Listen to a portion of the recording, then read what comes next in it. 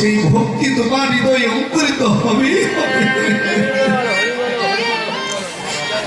শুধু ছিল কেন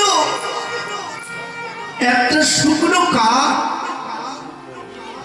একটা শুকনো কাঠকে কিন্তু বাবা জলে ফেলে আগে সেটা ডুববে না, ডুববে? শুকনো কাঠ কিন্তু আগে জলে ফেলে সেটা ডুববে না। কখন ডুববে গো?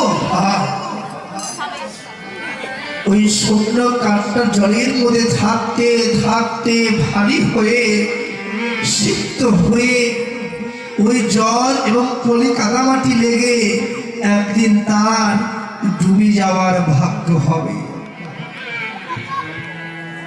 পলি কাদামাটি লেগে ওই জলে ভারী হয়ে একদিন ডুবে যাওয়ার ভাগ্য হবে।